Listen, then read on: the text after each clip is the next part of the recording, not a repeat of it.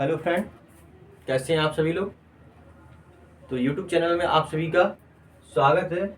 हमारा आज का जो सवाल है वो क्या है कि संख्या रेखा पर अंडर रूट के 5 के स्थान का निर्धारण करना है। तो इस अंडर रूट के जो 5 होता है उसको हम क्या लिखेंगे, यहाँ पर 4 प्लस के 1। 4 में जब हम 1 जोड़ेंगे तो कितना आएगा, 5।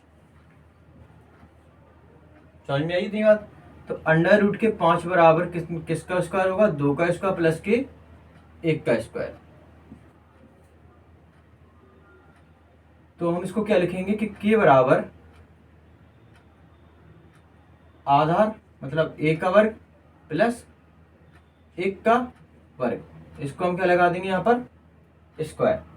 वो कह रहा है कि इसको हमें संख्या रेखा पर निर्धारण करना है। तो हमारा ए का जो मान है वो कितना है, यहाँ पर एल आएगा। ए का जो मान है वो कितना होगा, ए बराबर 2 और एल बराबर 1। जो के है वो कितनी निकलेगी, अंडर रूट के 5। इस हिसाब से अगर चित्र वो कह रहा है कि संख्या रेखा पर निर्धारण करना है, तो हम सबसे पहले तो एक संख्या रेखा खींचेंगे। इसके बाद इस रेखा को यहाँ, इस वाले बिंदु को यहाँ पर हम मानेंगे कितना, 0। यहाँ पर इसको क्या मानेंगे, 1। इसको क्या मानेंगे, 2। हम पटरी की सहायता से इन रेखाओं को यूनिट में खींचेंगे। किसमें खींचेंगे, यूनिट में। यहाँ से लेके यहाँ तक जो होगी रेखा वो क्या होगी हमारी, 1। यहाँ से लेके यहाँ तक होगी वो 2, 2 के बाद 3, 3 के बाद 4। ऐसे हम आगे अपने हिसाब से बढ़ाते चले जाएंगे जितने हम उनसे सवाल में पूछा गया हो। उसके बाद वो कह रहा था कि जो हमारा लंब है वो कितना है, 1 है।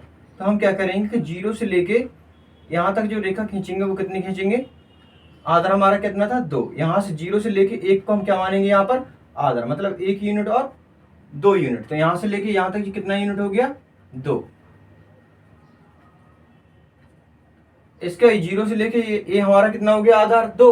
इसका लंब कितना कह रहा था, वो 1। तो यहाँ से लेके हम 1 यहाँ पर लंब डाल देंगे। इस 0 से 1 को हम मिला देंगे। ये बात समझ में आई। इस जो रेखा आई वो कितनी आई, 90 डिग्री का यहाँ पर कोण बना। वो कह रहा था हमें संख्या रेखा पर निरूपित करनी है।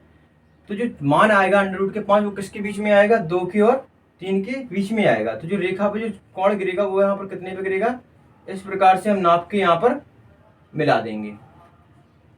इस प्रकार से हमारा जो अंडर रूट के 2 होगा वो यहाँ पर निरूपित हो जाएगा और हम इसको P स्थान या Q स्थान दे देंगे। तो हम यहाँ पर लिख देंगे कि अंडर रूट के जो Q है, Q पर अंडर रूट के 5, यहाँ पर 5 आएगा, अंडर रूट के 5 निरूपित है। अंडर रूट के 5 Q पर निरूपित है